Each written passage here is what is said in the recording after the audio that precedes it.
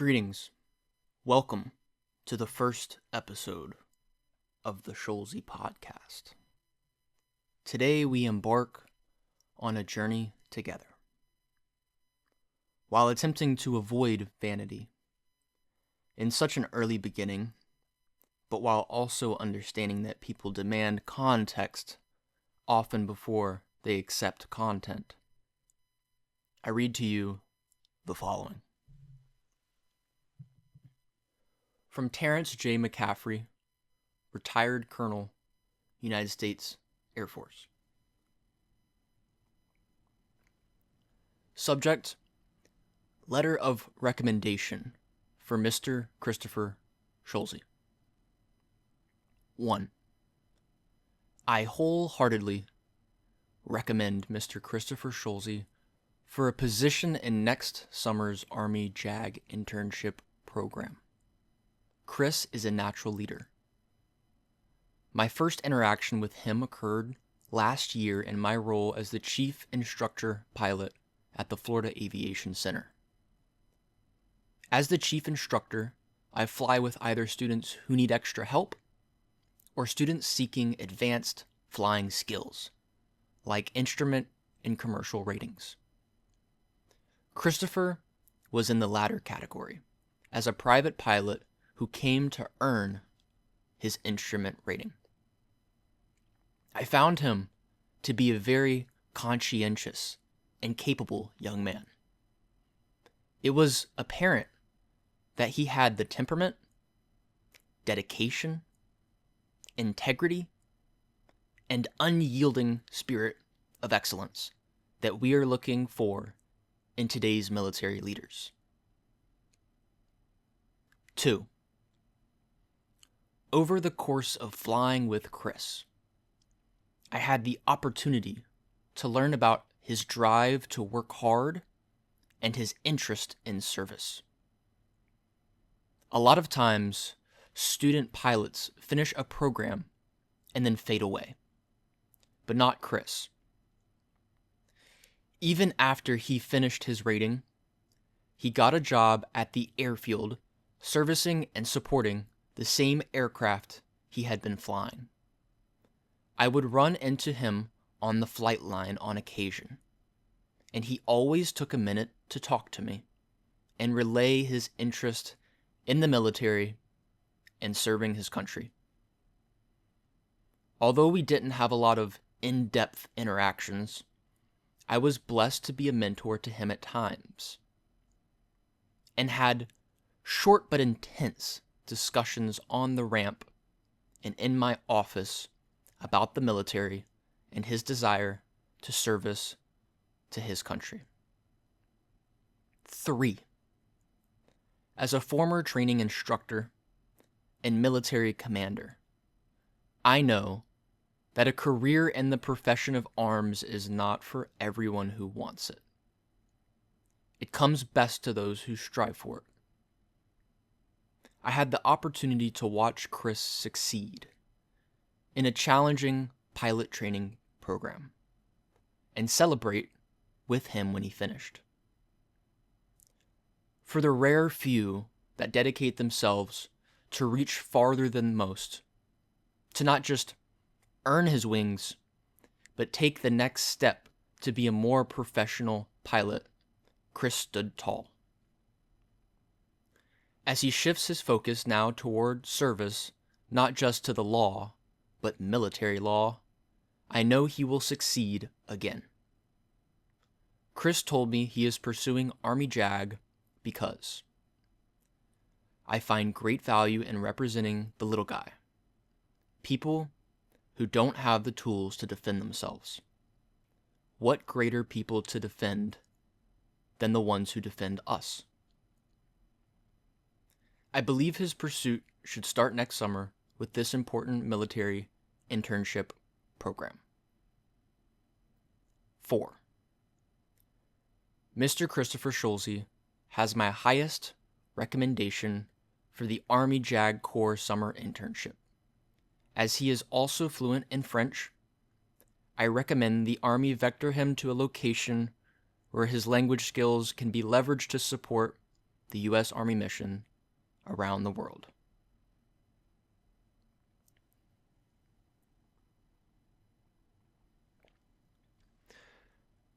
That's a lot to unpack in such a short one-page recommendation. To provide further context, I did not end up moving forward with this particular internship program. In fact, I did not even reapply to a program similar in this summer. However, not only my experiences with Mr. McCaffery, but looking back at this letter gives me a lot to talk about on this first episode. And I think that it's very fitting to begin with this, unpack this, and analyze it. Something that stood out to me was that Mr. McCaffery says, basically, in the face of adversity, Chris stood tall. I wish that was always the case, but like anybody, we always fall. There are always circumstances, there are always things that bring us down.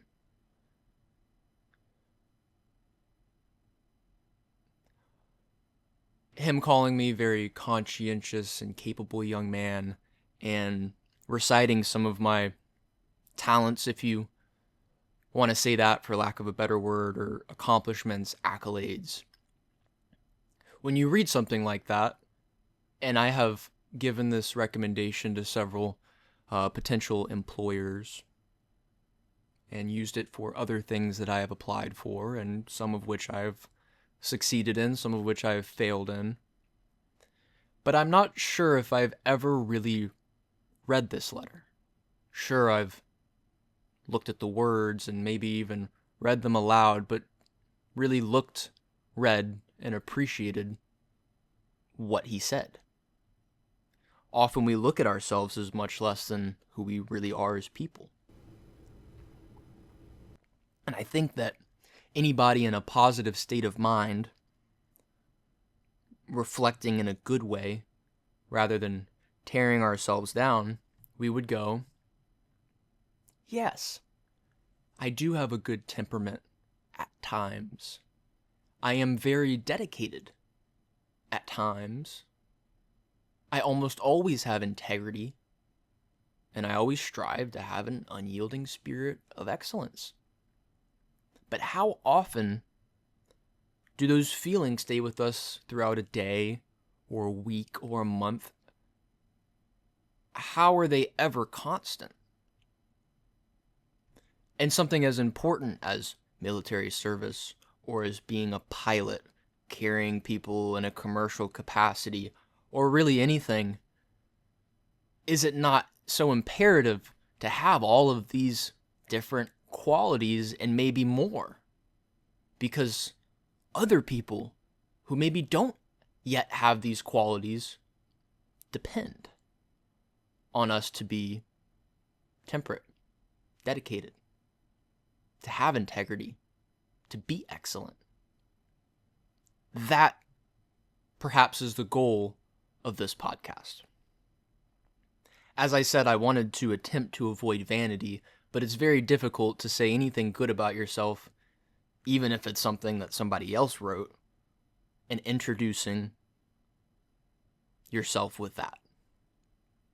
However, I do this for an important reason, because this is the first episode of what will hopefully be, and what will be, a long-lasting series of discussions,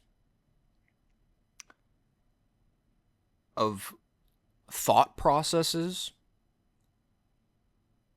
setting goals, analyzing goals, achieving goals, discussing goals, and moving forward. Many episode ones, as you may know from television, they are called pilot episodes.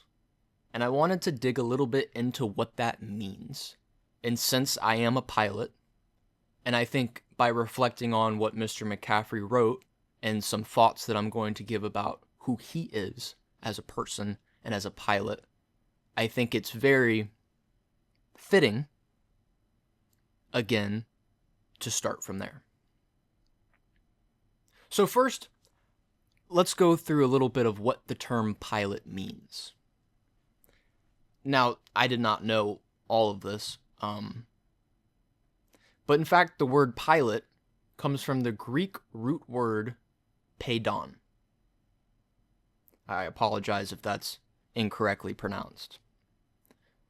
The word meant oar, which if you don't know is basically a paddle that would steer a boat. And in the medieval Greek, the word had evolved to, again, I'm probably mispronouncing, pēdos, which meant the helmsman.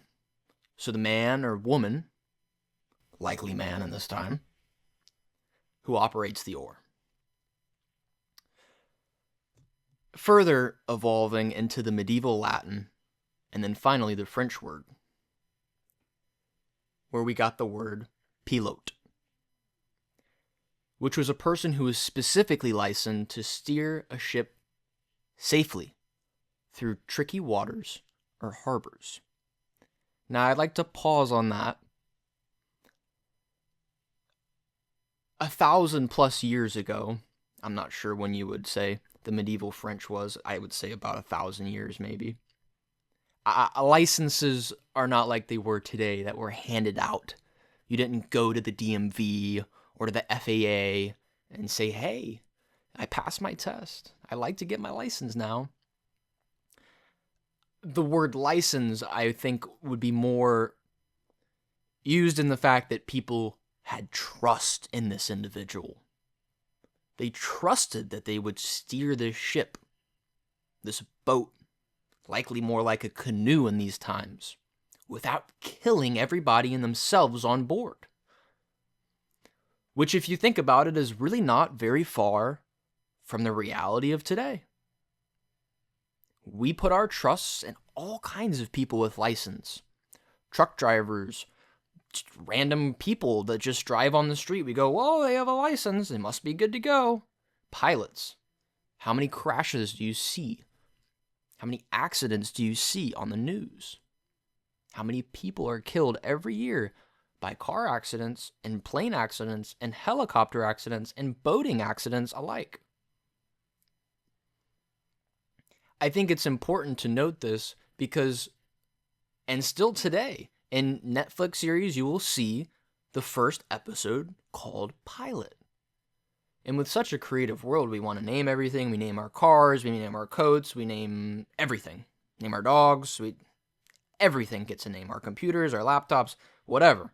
If it has anything of value to it today, it must have a name. But why then, in today's world, do we still call the first episode of something the pilot episode? Well, before explaining why, I think it's important to note that the purpose of a pilot episode is that it might not work out. The reason that it's called pilot, and from traditional TV before we had streaming services and things of that sort, when you just saw on Tuesday night at 6 o'clock, there was a new show and it was called, oh, this is the pilot episode. Well, sometimes new shows don't work out. They didn't get the ratings that they needed. The funding got cut. Maybe the actor died. Anything could have happened and it stopped. And I think the idea behind using that word was to see, okay, well, we'll do the first episode and see where that steers us. Almost as if there's really no control. Like, we're just going to hop in the cockpit and see where we go. I think it's very interesting. So, in theme with that tradition and that norm, I am naming this episode the pilot episode. However, I wanted to actually incorporate the word without just jumping in or getting a catchy opening scene or saying something funny or otherwise capturing the audience's attention in the hopes that there will be an episode 2, which I can name whatever I want. I wanted to dig deeper into what it means to be a pilot. What is a pilot's responsibility? Why does a pilot choose that? What does a pilot get from that? And that's what we're going to talk about today. To introduce myself a bit more, I am 23 years old. I have an instrument flight rating and roughly 140 to 150 hours of flight time. By no means am I an experienced pilot. However, all of our experiences can help others learn. Not only our successes, but our mistakes can influence others to be great. And long before I ever flew an airplane or got in the cockpit of a glider or any of that, I had dreams to fly. Just yesterday, I saw the Blue Angels. If you know anything about the U.S. military or aviation, the Blue Angels are an elite force of pilots that are a part of the United States Navy. They fly fighter jets. The ones I saw were F-18s, top speed roughly 1,100, 1,200 miles per hour. Supersonic, I think supersonic? Not sure if I'm using that correctly. Really fast airplanes. Their formations, the closeness in which they fly, their ability to land together, to stay together, to make tiny but pivotal movements and decisions in almost no time. From their instinctive pilot training, their instinctive pilot attributes, their God-given strengths, their natural abilities, but also from the intense training, the specific goals that they set, and the standards which they operate, make them some of the best pilots in the world. Much like former Colonel Terrence J. McCaffery.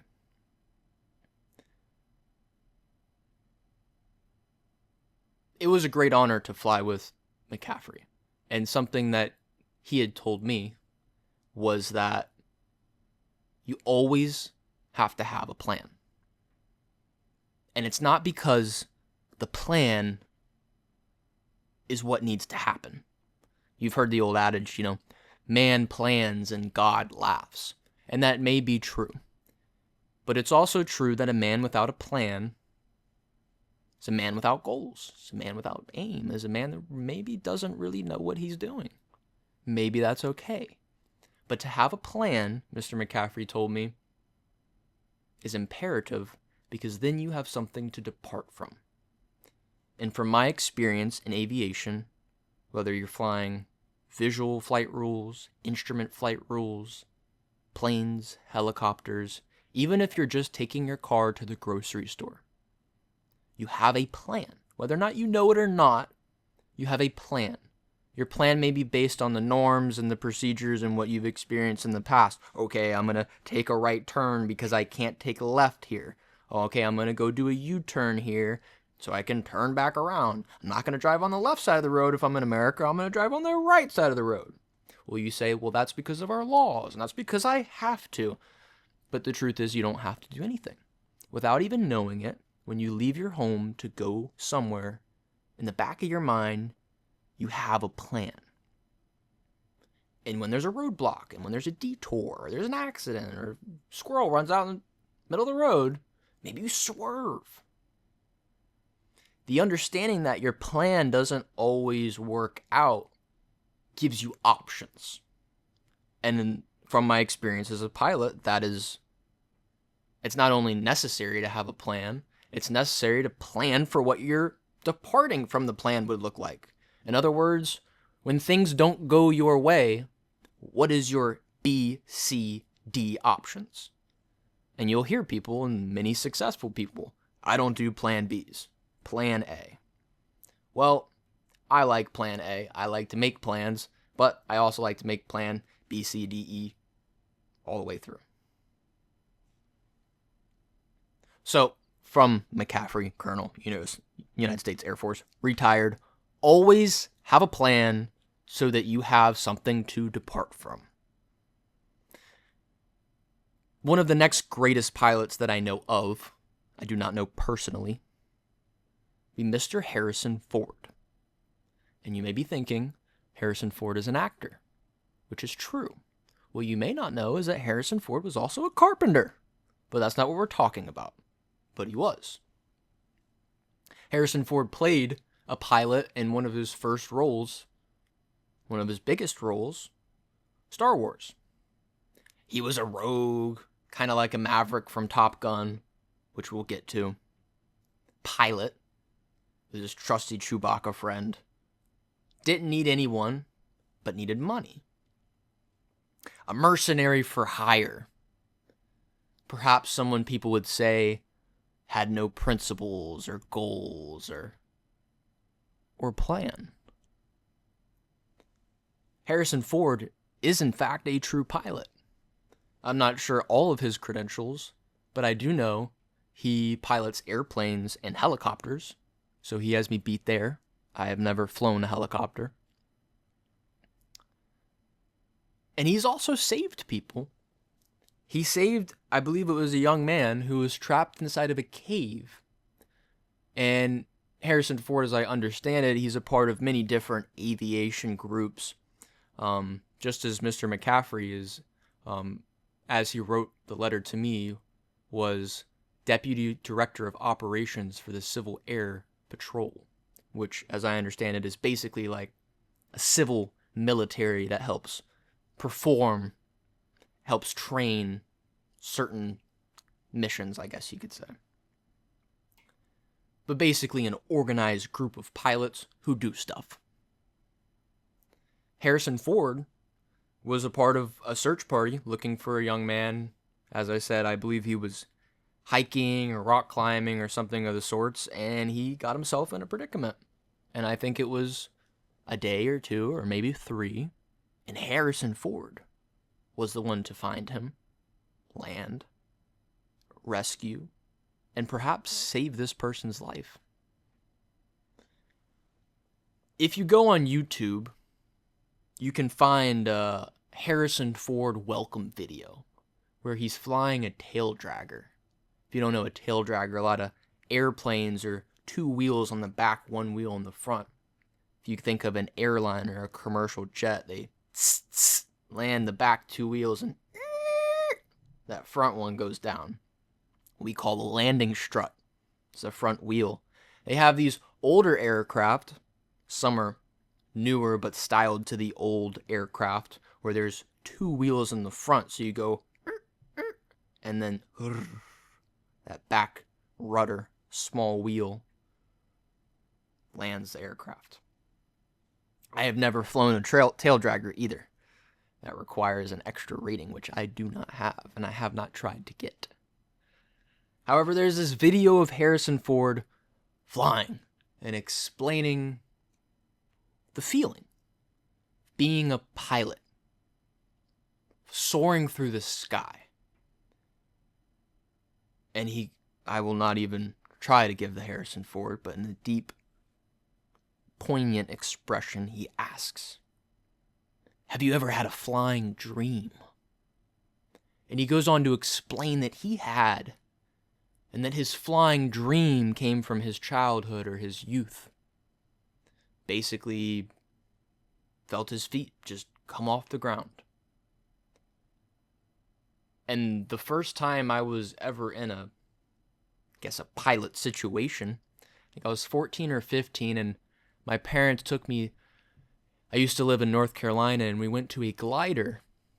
If you don't know a glider, basically they tie you up, rope you to an aircraft with an engine, fly you up, say 6,000 feet, untie the rope. So the aircraft goes and they land because they have an engine, but the glider doesn't. What a horrifying experience, because there's no hum. There's no security of, oh, okay, this thing's flying. It's just silent. And I remember as I'm looking down and seeing the sights and the trees and a little bit of fear, a little bit of faith, a little bit of wow, a little bit of, oh my God. And the pilot asked me, would you like to take control? To which I responded, no, I am okay. You fly this thing to safety, get us down, land it, which we did. But I too had a flying dream. I was born in Jacksonville, Florida, as my parents constructed one of the NASA launch centers. So control centers A and B for NASA in Titusville. And as a young man, I came back many a time to Florida and saw lots of different launches. And I grew up in North Carolina, but returned for my high school years. And again, in the years of SpaceX, I actually was able to, in some construction capacities, see some of the SpaceX development and see many of the aircraft. And just as I did yesterday by chance, because I live in Vero Beach and they do an air show here, I saw the Blue Angels many times.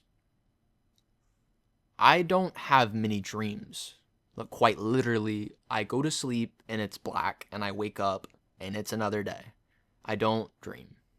Very rarely. And when I do, I usually have nightmares.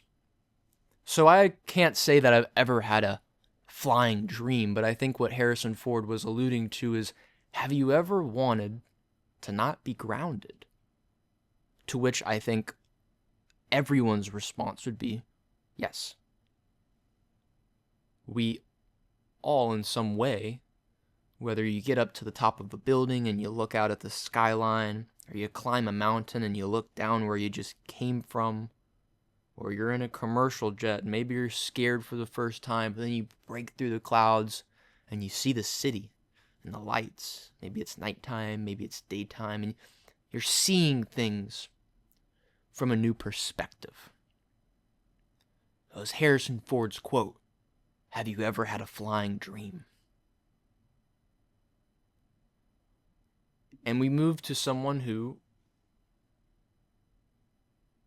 was famous for many reasons, but was very instrumental in the earliest days of aviation. Far before the Wright brothers. I think hundreds of years before, perhaps. Leonardo da Vinci, who, if you don't know, was an inventor of many things. And what I'm referring to is, I believe it was the wingsuit. I think there was a few wingsuits throughout time, and Da Vinci probably had taken from some of the inspirations, but I think his was one of the first successful, or at least notable in history, wingsuits. Wingsuits, as you know now, if you go to any Red Bull commercial, you'll see these people jumping from mountains and spreading their wings like flying squirrels and zooming through canyons, and I don't think Leonardo da Vinci could have ever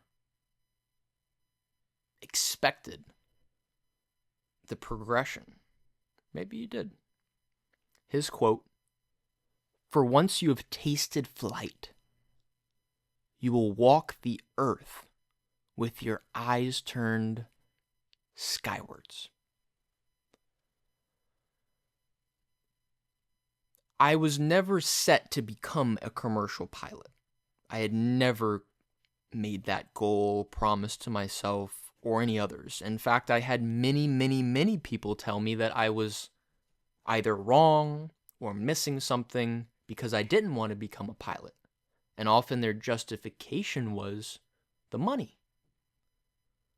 Maybe it was what they were really saying, the power, or to use another word, the role. The merit in the job. You're a pilot. Wow. but it wasn't what I wanted as a career. It was simply something that I had the great opportunity to start and to finish, and then to come back and to improve upon. And as was said in the letter, after I finished my instrument rating, I had one of the best jobs and pleasures of my life to fuel many different aircraft. And not only aircraft that I flew, airliners that took people to their destinations, sports, I guess you would call them charters, private jets and larger jets that took athletes and famous people to their shows and outings. Able to interact, if you guys are Florida State University fans, Coach Norvell and DeSantis. Able to see those aircraft and service those aircraft, as well as many military aircraft, which was always fun. Those guys were always a hoot. But I think the most important role of a pilot, beyond what you get paid or what you're able to say about yourself, as someone who has not flown a plane since the IFR test that I passed on, I think it was June 3rd, 2023. I believe 2 years after passing my private pilot license. Once you've gone up, once you've conquered, if there was any, the fear of being high in the sky. Personally, I don't like ladders. I don't like heights. I like the view. I don't like being up there. But I never have that feeling with flying, and people seem to have a very difficult time when I say that, because the way I phrase it is that I'm scared of heights, which is a bit of an exaggeration, but I do not like heights. It makes me uncomfortable. I don't shake or feel anxiety. I just want to get out of the situation of being very high up in the sky or on top of a ledge where if you fall, you will die. I think it's a good fear. It's a natural fear. But once you've been up there, and once you've realized, I'm really here, and nothing's going to make me fall. There's gravity, but there's also lift. It's physics. I always say, my mom made a joke the other day about, boats sinking. And I said, just like planes are made to fly, boats are made to float. And yes, as I started this podcast with, almost every day there are aircraft accidents and there are boating accidents. But I would reckon to say 95% or more of the time, it's due to human error. We made a mistake. We didn't plan. We made a plan, but when we departed from that plan because of unforeseen circumstances, for lack of a better word, we messed up. We were unable to recalculate. And it costs many people their lives. I'll give a quick example. During my private pilot training, I had a wonderful captain, Captain Nam from South Korea. He was a former military man, the mandatory 2 years military service, and was a young pilot. I think it was 21 or 22 years old. A very formidable person, very encouraging person, and a very, very good pilot, even for his young age. And at one point I was coming in, you take a final turn before you come in to your landing. So as I'm making that final left turn to come in and land on the runway, almost simultaneously, Captain Nam and I both spot an aircraft coming in from our right. And in that situation, it was a little bit awkward, but the standard procedure is if you have an aircraft coming directly towards you, you are to divert to the right. Like we talked about having a plan, your plan is to go straight, but oh my God, there's something in the way. What do? You turn right. It's the same with boating. I would hope it's the same with cars, but I'm not sure that we teach people to that level. Because the idea is if I go right and then he notices me and he goes right, or vice versa, he notices me, he goes right, I notice him, I go right, we will avoid contact. Which thankfully is exactly what happened. I was able to avert, we called the tower, quickly said, hey, there was some traffic, like to get back in the pattern. Guess there was a miscommunication. Perhaps there was an error on my part. Perhaps an error on the other pilot's part. Ultimately, everyone was safe. We were able to land and really thought nothing of it for the day. About 6 or 7 months later, long enough that I was actually in college at this point and had completed my training and had gotten my license and had no issue whatsoever, I had gotten a call in the grocery store, and it was just, you get one of those calls from an unknown number, and you go, yeah, I'm going to take this one. I don't know who it is, but I feel like they need to talk to me, So I pick up the phone, and, hello, this is the FAA. Okay. So do you remember this incident and X date, and this happened? And I said, oh, yes. And what's your account? And I said, well, basically what I just said. Saw the aircraft, turned right, they landed. Got back in the pattern. We landed. Now, like I told them, like I told you. It's the last I ever thought about it. Kind of went, oh shit, and then back on course. Had a plan, diverted from the plane, got back on track. They said, okay, hung up the phone, and I've never heard anything else about it. So, and then I was able to subsequently get my instrument rating. So, Leonardo da Vinci. For once you have tasted flight, you will walk the earth with your eyes turned skywards.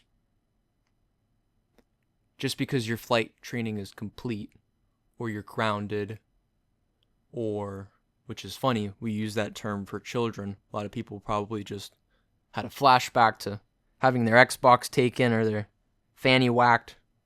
Not that kind of grounded. A set period of time, whether it's conditions, whether it be personal conditions, physical conditions, financial conditions, where you can't fly. The love of piloting never goes away. Like a captain who looks at the sea, he doesn't forget his relationship. Just like a pilot doesn't forget their relationship with the sky. Or their love of seeing other people experience that joy. As I saw the Blue Angels the other day, I said, wow. And I've seen them many times before, and still impressed by the amazement, the speed, and the velocity, and the pattern. The homogeneousness. Homogeneousness? We'll use it.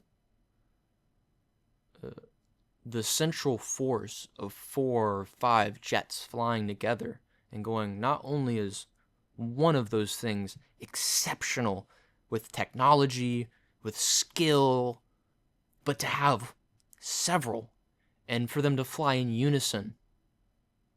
Wow. Now we move in to the fiction. I hinted to it earlier, but it would be an injustice, in my opinion, to speak of anything pilotry without talking about Top Gun. And to buttress the idea of Top Gun being just a movie. Personally, I think cinema is much more than, even the fictional ones, much more than stories being told. Our entire world is based on stories being told and retold. But I did have to ask McCaffery at one point, maybe at several points, kind of reluctantly and sheepishly, hey, have you ever watched Top Gun? Is that something you're into? And I can attest that many pilots, including military pilots, love Top Gun, because Top Gun is awesome. I feel the need for speed. Top Gun, Maverick and Goose. That is part of being a pilot. The planes I flew were not very fast, so I'm not sure if it was the need for speed as much as the need for adventure.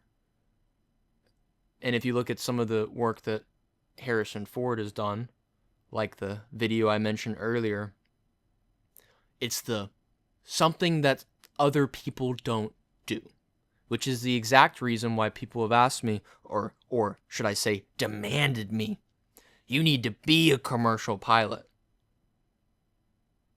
And I would ask, why is that?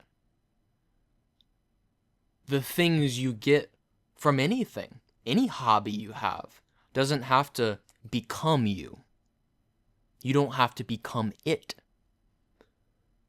You allow it to influence all of the other things in your life. It's a little thing called perspective, life experience, wisdom. And it was always funny. I guess I should back up and say I became a pilot as a result of the COVID-19 pandemic. The pandemic started, and like most people, I was at home. I was bored. The things that I did were no longer available. The things that I would have liked to do were no longer attainable. And at some point during that time, my dad had suggested, and I can't really remember exactly the context or where it came from, because we always had, I went to space camp as a kid, I saw the Blue Angels as a kid, all the things I talked about, I had the influence, I had seen the movies, I loved it, I had the fighters and the action figures but I never said, hey, I want to be a pilot. It just wasn't even for fun. I told you about my glider experiences. I said, hell no. You got control, buddy. Not for me. But he said it, and I kind of, I swirled it around, and then I acted. And I went, and I began, like I said, about a year later, and then I ended. And it was funny during that time, the different experiences, the different things you learn, but then afterwards, how many people my age, and even older, but a lot of people, specifically from my high school class, and they would come to me, and they'd say, well, a lot of times it'd actually be very, not like, hey, I'm thinking about it, I'm going to be a pilot. I want to be a pilot. I want to fly planes. Just like you. Better than you. Like this person. And I always encouraged. I am an asshole in a lot of ways, but one thing I'm not is discouraging, because I've been discouraged. And I don't think it's a good feeling. I don't think it's a nice thing to do. And if you truly are so good at whatever it is you do, why wouldn't you encourage people and say, yeah, I want to see if you can do it. I want to see if you're better than me. I want to see if you can get to the point where you're going to teach me something. Wow, how amazing that would be. Someone starts the race after you, and you end up looking ahead to them for inspiration. How amazing that would be.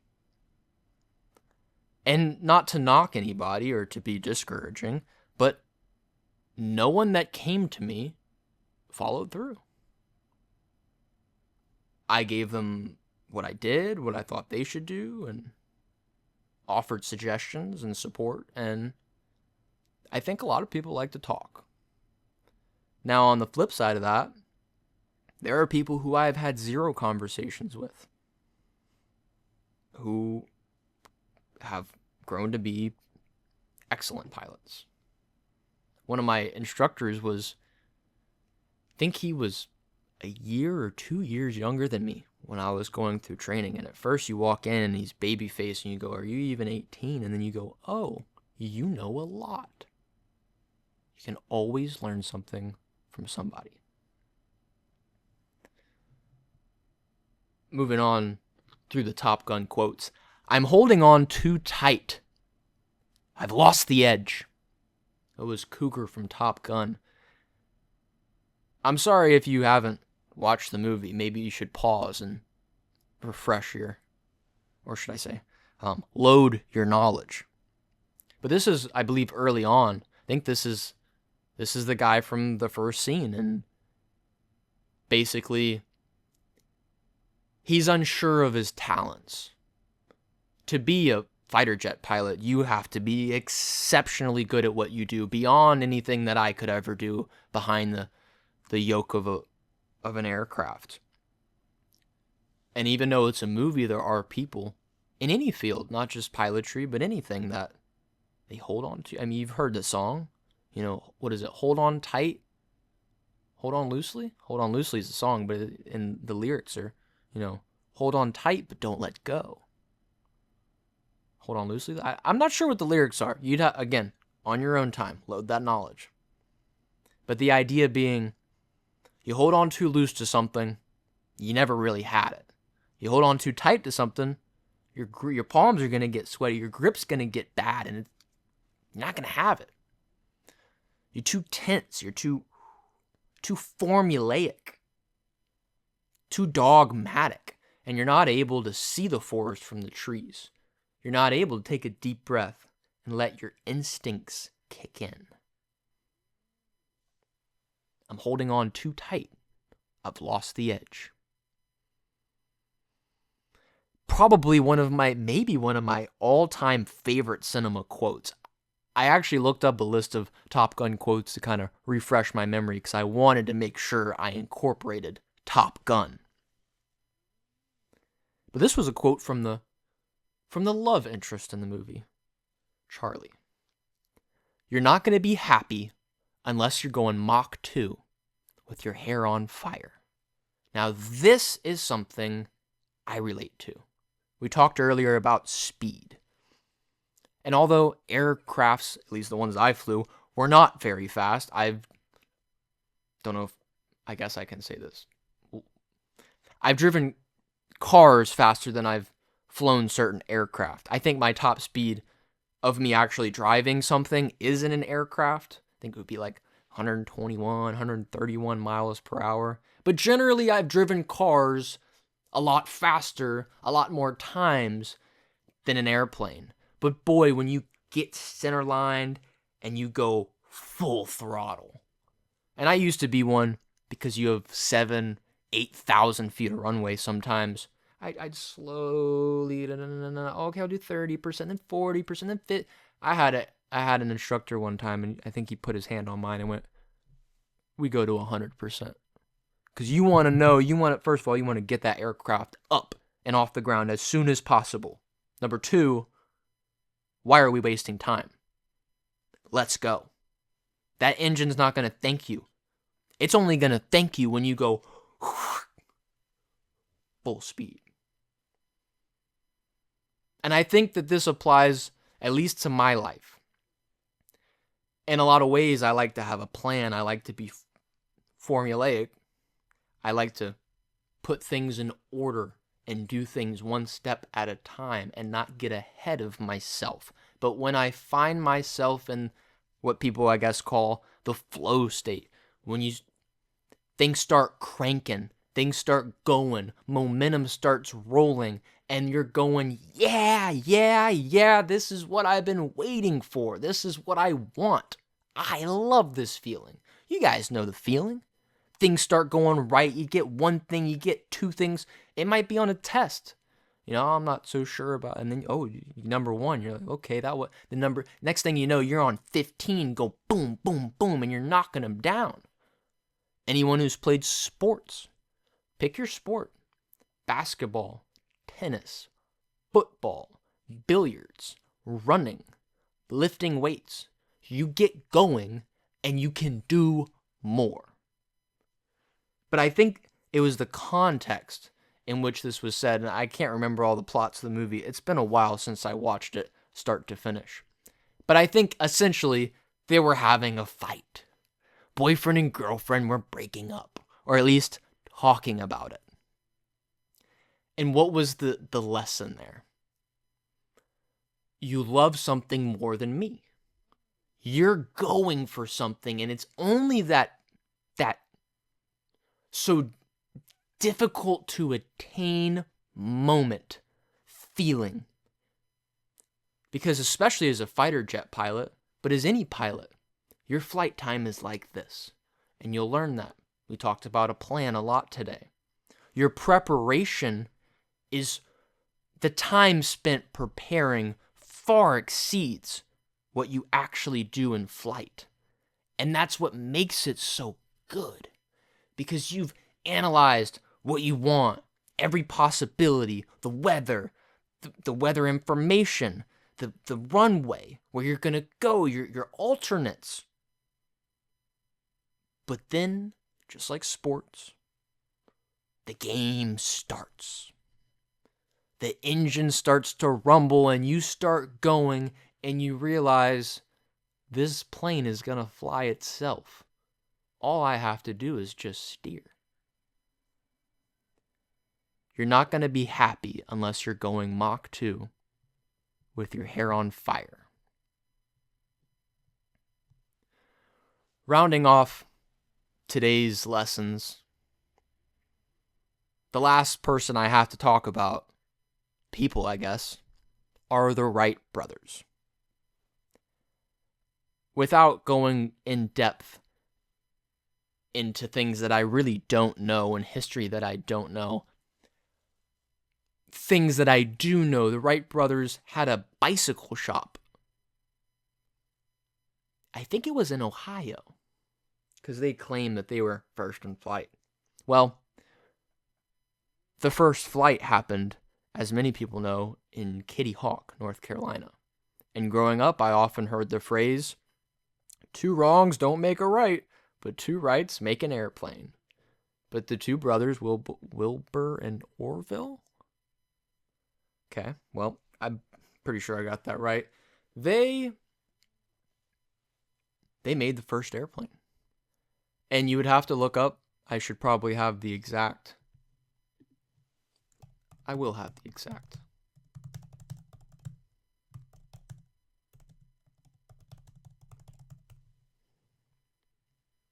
The first successful powered flight was on December 17th, 1903, and lasted exactly 12 seconds.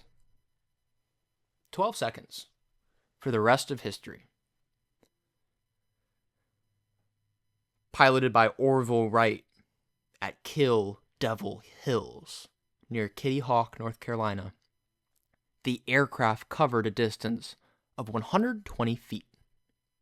Later the same day, they completed a 4th flight lasting 59 seconds and covered 852 feet. I think many people would say, well, what's the point? If you've seen the first airplane, it was much like the first cars.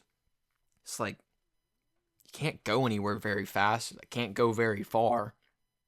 Costs a fortune to make. One of the first problems that the Wright brothers had was that the aircraft weighed too much. So you have this cumbersome thing that doesn't really do much, but the innovation. The fact doing something that had never been done before, maybe even never really thought of before, with the exception of the Da Vinci's and the big thinkers of the past, the not so recent past. The Wright brothers didn't go to college. I think they were 2 of 5 brothers. They weren't anyone special. They weren't off the charts with IQs. They were curious. And I've pulled a few quotes that we're going to talk about. One on innovation.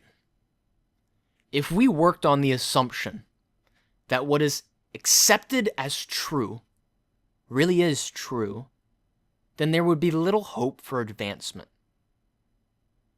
I think that's kind of what we just said. If they just said, well, no one's figured it out thus far, we're not going to try. Let's make better bicycles.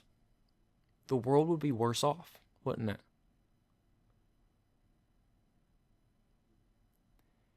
If you are looking for perfect safety, you will do well to sit on a fence and watch the birds. But if you really wish to learn You must mount a machine and become acquainted with its tricks by actual trial. I want to read that last part again. Become acquainted with its tricks by actual trial if you really wish to learn. Well, number one, this quote it's really twofold. Number one, you have to actually want something.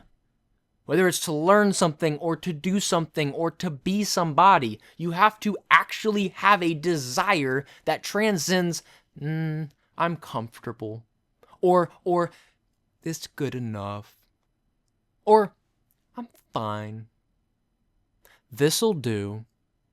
This is what we always do. This is what we've always done. Those are limited people. Those are limited thoughts. So one, the Wright brothers are saying, first of all, you have to actually want to do something. And if you can get past that, then you have to actually do something. You have to actually get in, get on, mount, get in, and become somebody new. You got to jump on the bandwagon and ride that mug all the way. And the part that I read at first, the become acquainted with its tricks by actual trial. Wow. You want a tattoo? Get that. Get that one. Because maybe this is more three-part. One, you have to learn, you have to want, then you have to learn that you have to try, but then trying is not even enough. You have to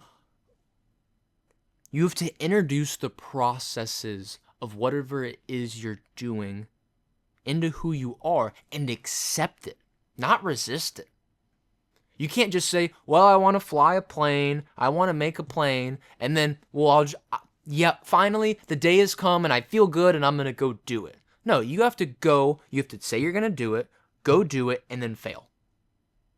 And not fail once, fail multiple times. Because only in the failure, only in, as we say, the trials and tribulations, can we become acquainted with all the little tricks, all the little nooks and crannies. People like to use language as an example, but how about video games? And if you don't play video games, how about any game? If you've played any game, the first time you play the game, should I say, the first time you start to lose the game, what's usually the response? You're going, oh, I didn't know that was a rule. I didn't know you could do that. I didn't know that's how that worked. And a lot of times it's met with frustration. One, because you failed, and two, because you only failed because you didn't know. That's the point. You failed because you didn't know. But as you fail, you start to know. So the more you fail, the more you start to go, okay, I see what the rules are. I see the game now. Makes sense. The next quote on the experience of flight.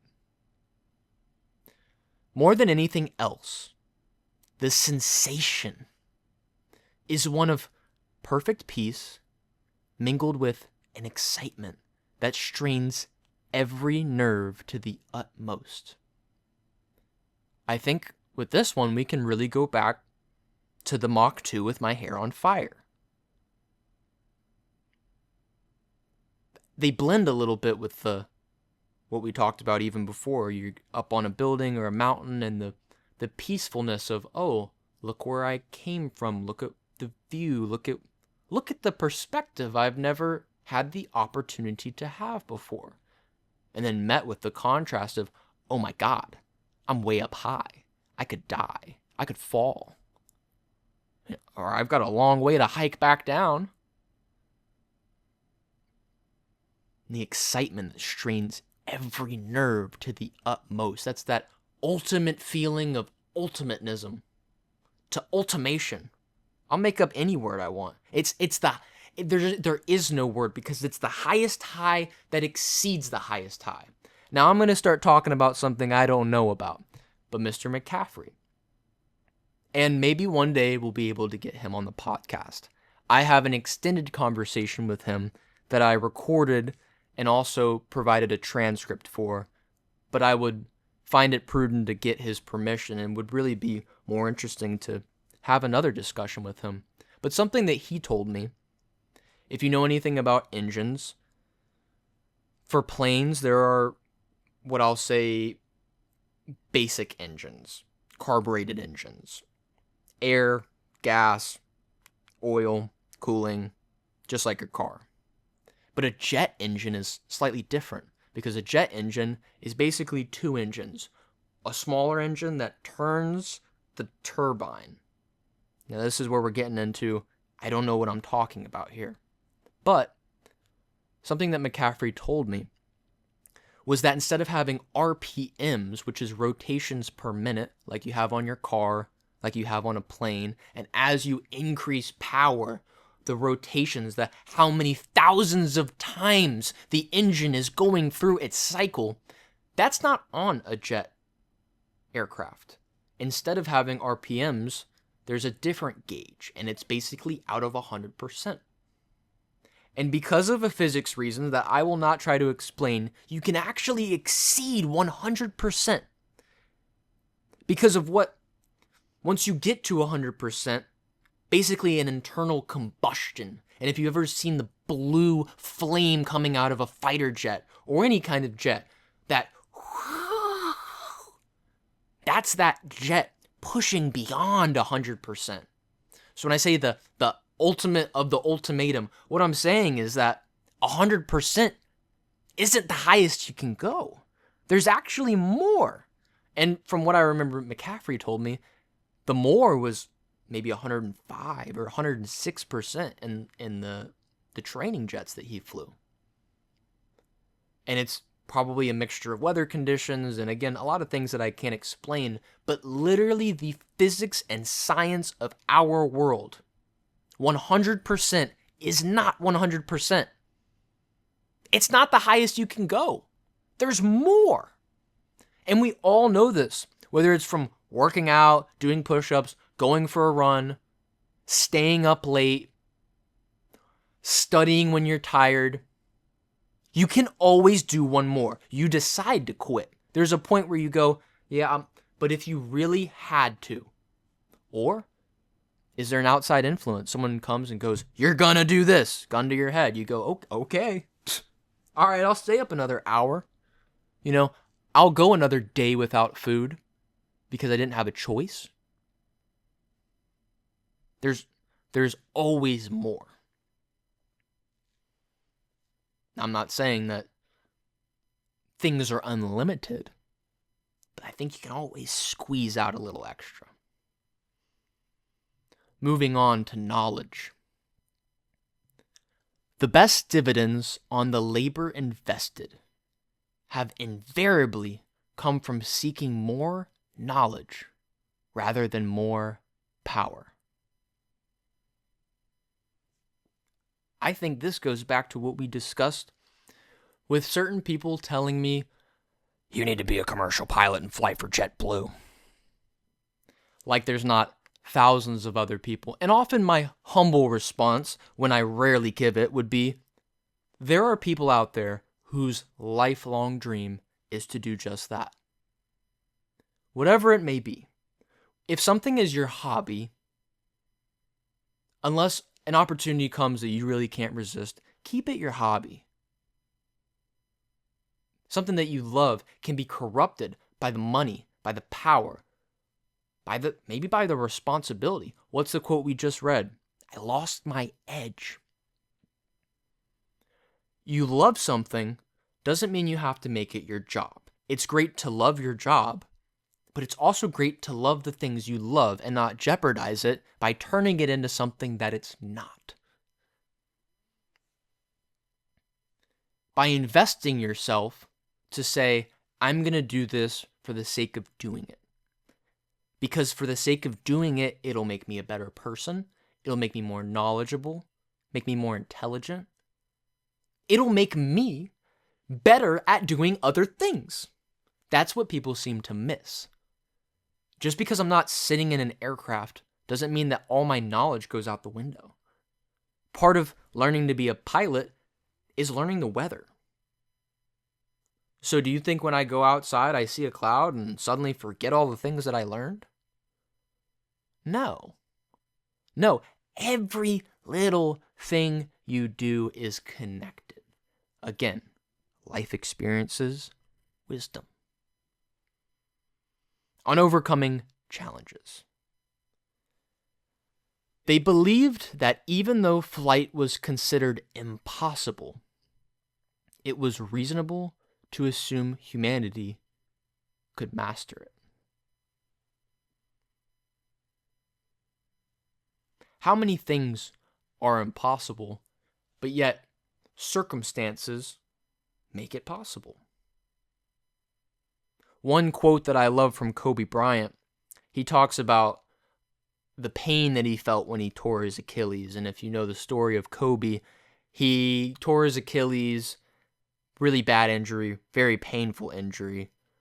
And after a moment of recess, he had been fouled, and he walked back onto the court and shot 2 of his free throws, making them both.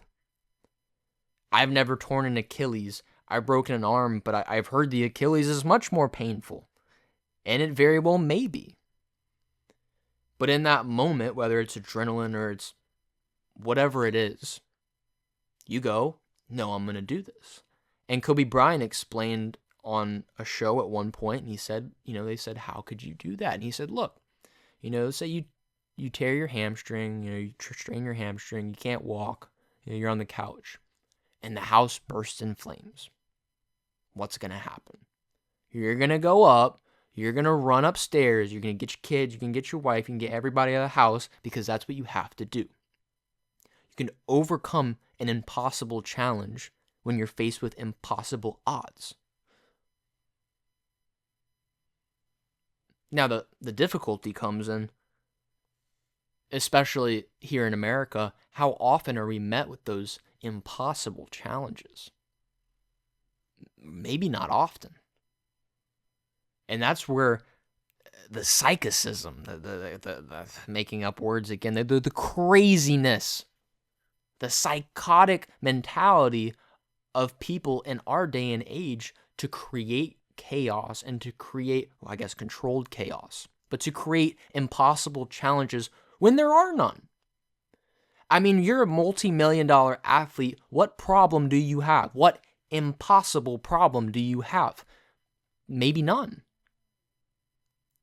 So you create those things for yourself, or at least you trick yourself to see things in a way where you maybe in the back of mind, you kind of know, but I'm going to treat this as if it is impossible. And that's what training is for anything. You go, okay, what's the worst that can happen? Let's say the house is on fire.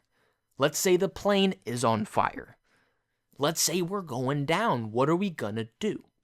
And you see this in lots of different training. Back to pilot training, something you work on is a best field to land. There's a checklist. There's a checklist for everything. Trust me, there's always a plan. But a lot of times, instructor reach over, pull your throttle. Okay, engine failure, where are you going to land? And depending on what pilot you have, if you have someone like McCaffery, he ain't scared. You getting 600, 500 feet, and they're going, have you made a decision yet?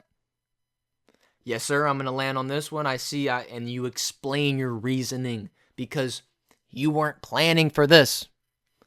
This is an impossible situation, but you make the best of it. And a lot of times, those impossible situations create these amazing consequences. I guess coming back to the first part of this quote, they believed that even though flight was considered impossible. So we're considering something impossible because of something that people think. So in the same way that we open our minds by saying or by creating these impossible circumstances that we could never overcome, is it not just that we're narrowing ourselves by saying, well, humans believed it to be impossible, therefore it must be true? Well, that's kind of a backwards circular thinking. So people believe it impossible, so it must be impossible, so then we shouldn't even try. Reasonable to assume humanity could master it. Because once the impossible becomes possible, our nature as people is to obsess over it. How often do you see this? Just recently, I wish I knew the man's name, but someone obliterated the marathon record. What is it, under 4 hours? I remember watching a documentary maybe 5 years ago that Nike had produced, where they took 3 athletes with perfect conditions. I mean, they had runners run with them to make them feel good. They had the little jelly packets you put over, you get electrolytes, it fills your body and hydrates you. They had pace cars. They had people going, yeah, you're on track. Yeah, no, a little faster. They had all of the right situation, the perfect weather. They waited for the perfect day. They had the perfect training. They had the best athletes in the world. They had the fastest shoes. They had the lightest shoes. They had all the best material. And out of those 3 super athletes, I think all of which came from Kenya, which produces the fastest people in the world, only one person did it in that controlled scenario. And after that, I think it was the same man, but other people started doing it because they saw it and they went, oh, that's possible. And I'm a runner and I'm fast and I'm from Kenya, or I'm from Jamaica, or I'm from wherever, and I can do that too because he did it. And that's all people were doing when they came to me. Said, oh, you're a pilot. I want to be a pilot because they saw someone my age with my ability, and maybe truthfully so. They looked at me and they said, well, he's not so smart. He's not so special, and I'm not. I just believe that's something that I didn't really see it as impossible. I didn't really see it, to be honest. But there have been things where I said, yeah, no way. Honestly, the IFR, getting the instrument flight rating, I just never saw it as an option.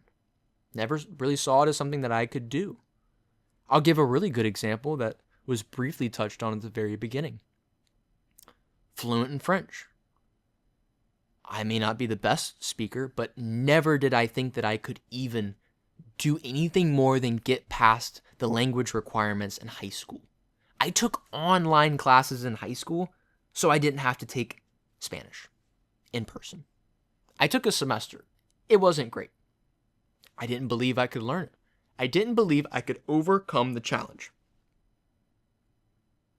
But then once I did, I decided I can master this.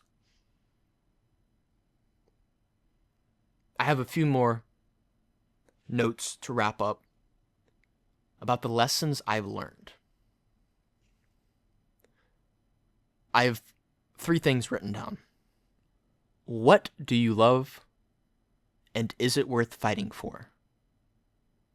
And the third thing is freedom. The first private pilot test I took, in the course of training, you train for 3 things. There's a written test you must take, there's an oral test you must take, and there's a flight test you must take. The written test I passed, but not exceptionally well.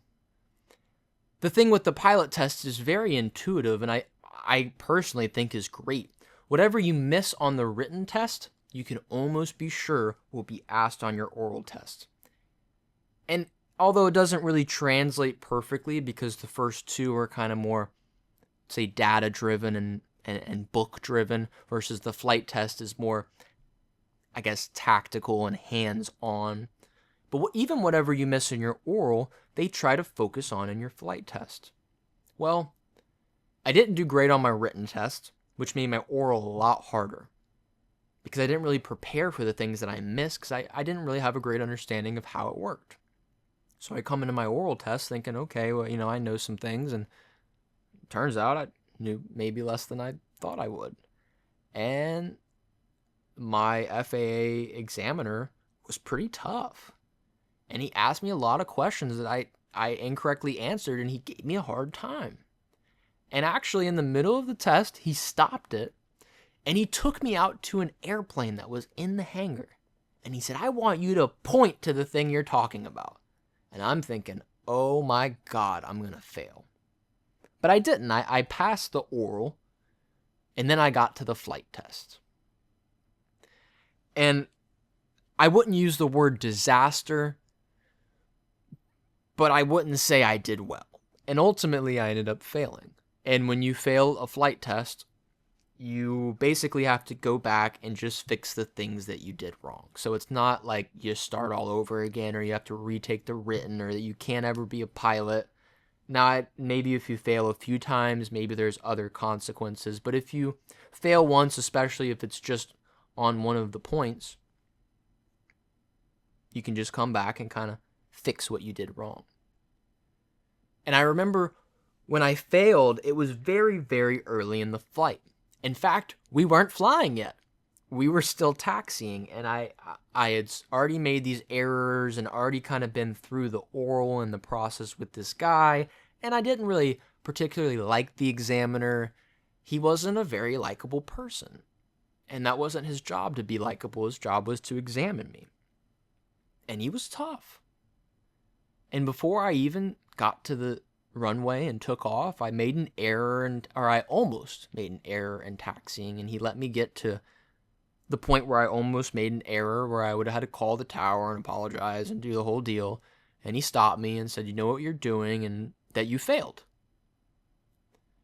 And what you should know about a flight test is that at any point in the flight test, unless you've done something just horrendous and unsafe and they take over the controls and they tell you it's over, you always have the option to continue, because you can get the marks on all the other points. And like I said, you come back and you just retake that one part that you didn't do well. Well, it happened so early on, he started getting very frustrated, and he actually yelled at me. He actually was kind of berating and really kind of rude. That's why I'm not using his name. But I do remember his name.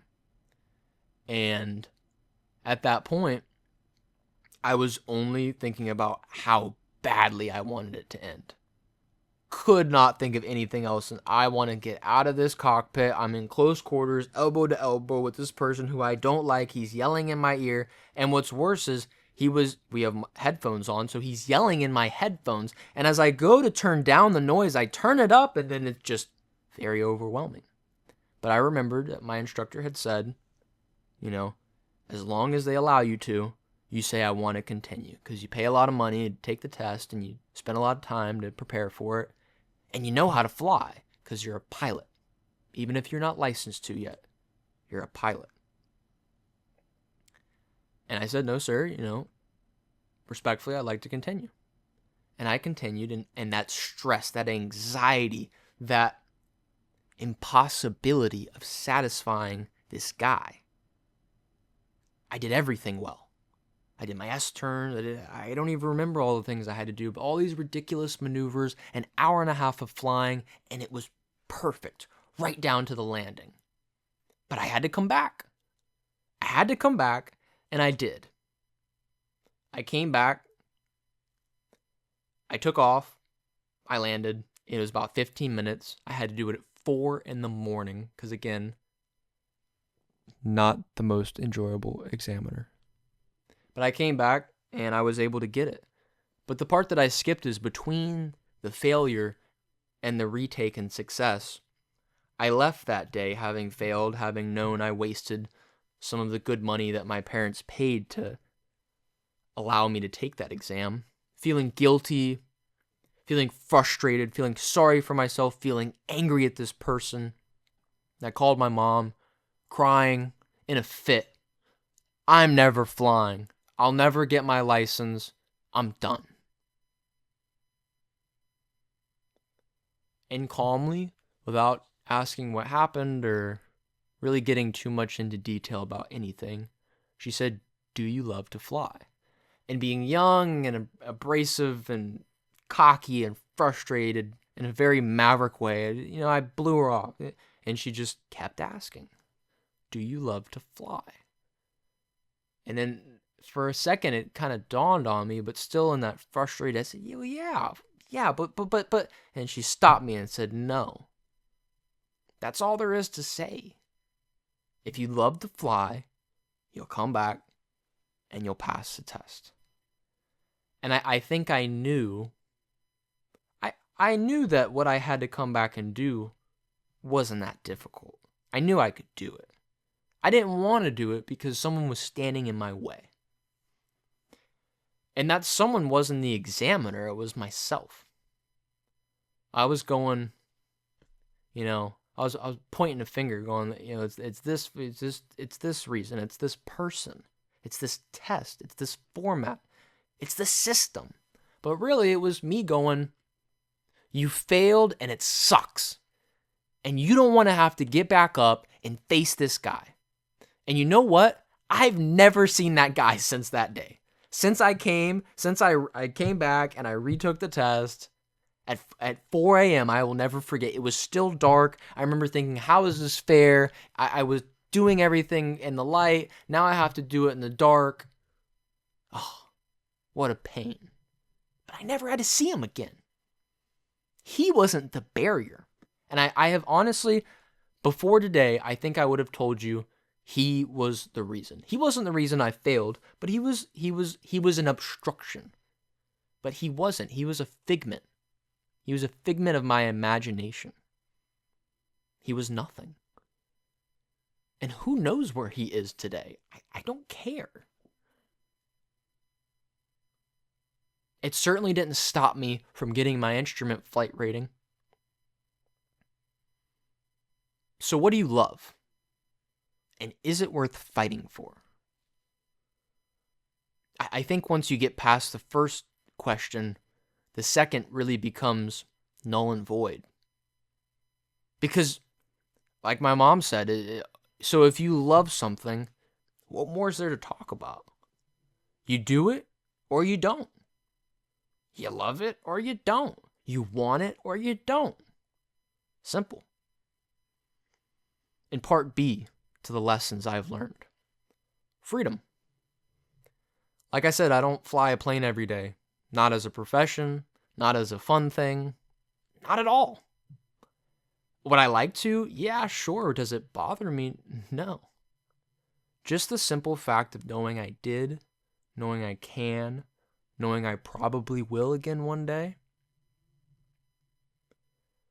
By seeing other people, by seeing the Blue Angels yesterday, by seeing the people watching the Blue Angels yesterday, I went, I'm certainly no Blue Angel.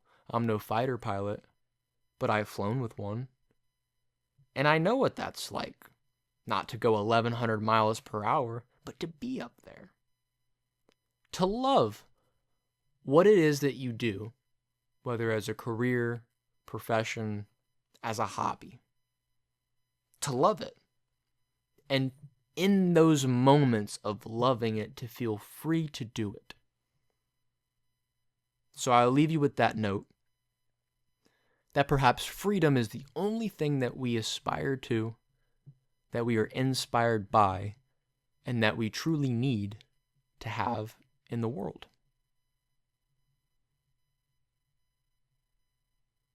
I thank you for listening to today's podcast. I hope you come back for the next one. If you are revisiting this one from a future episode, I welcome you again. Sincerely, Schulze.